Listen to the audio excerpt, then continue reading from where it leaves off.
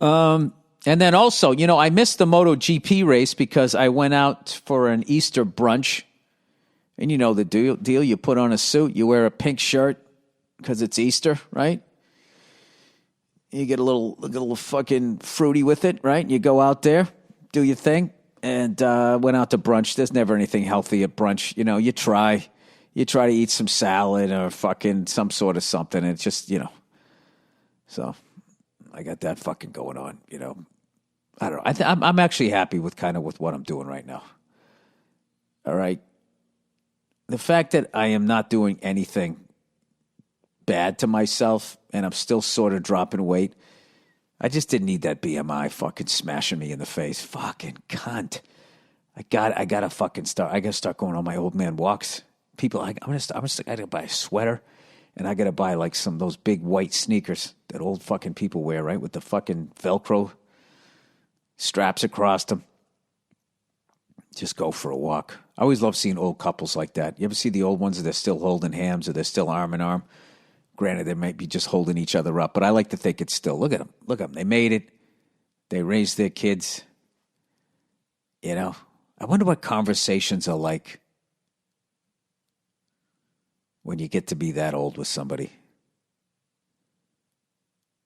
She just wakes up. Hey, I was thinking of going over to Shelley's and getting an iceberg wedge. Would you like to do that with me? Then you're just looking at him like, oh yeah, we could be fucking dead tomorrow. And then I never have an iceberg wedge again. Let's go. Just get in the car and you fucking go. Just every day thinking that shit. I follow Sammy Hagar on fucking Instagram, and he was interviewing his neighbor who turned 100 years old. The guy still has a drink. Seemed, he had a fucking martini. He doesn't booze, though. But he was just talking about, clean living. Made me feel good. But I can kind of continue doing this shit.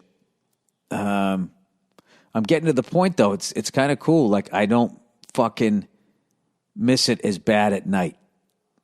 Like, I definitely get a little fucking edgy around 9. If I don't have any shows, and I start bouncing off the walls, and I start coming at my wife, and I can feel her being like, listen, I'm not the one who said you had to stop drinking. You decided, so don't be fucking coming at me. She always gives me that look, and I'm like, all right, you're right. You're right. And, oh, dude, you know what I did? I fucking blew it with Easter. I went out, and I got the fucking candy, and I did all of that, and I laid out all the, my wife they did Easter differently, so she's not into coloring eggs, which next year I'm doing it. I get it. Who wants to have 50 fucking hard-boiled eggs sitting around, when you got 2 kids who don't want to eat them? So she has these plastic eggs, right? So we just put the candy in there, and I was like upset with her because it was the night before, and she hadn't gotten the candy, and she's really not doing anything because Easter wasn't a big deal. This is like something you deal with when you're married. Like something's a big deal to you, but it's not a big deal to the other person. You can't get upset with the other person if you're an adult, which I'm not, because they didn't do it. Because they don't, so I'm like, all right. So I fucking go out and I get the candy.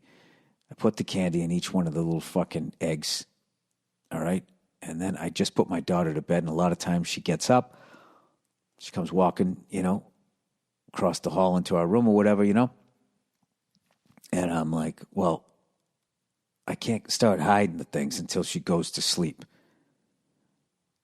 So, I don't know. I fucking fell asleep and my wife fell asleep. And then when my daughter woke up and came into the room, I forgot that it was Easter.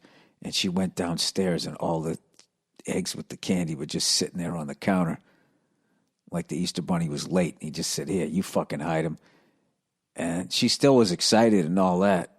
So I had to play it off. Like, where'd the Easter bunny drop them all off?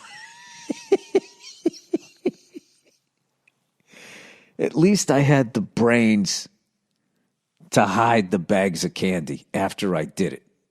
Because my daughter's really smart. And she'd fucking would have put two and two together. And then I got to be honest with you, wouldn't that have been better?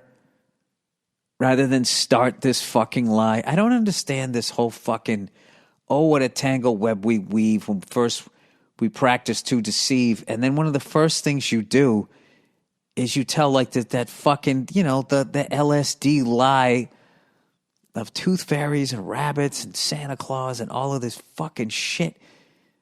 And don't even tell me that, I ruined it for your kid. Because if you listen to this fucking podcast with your kid, you already ruined your kid. All right?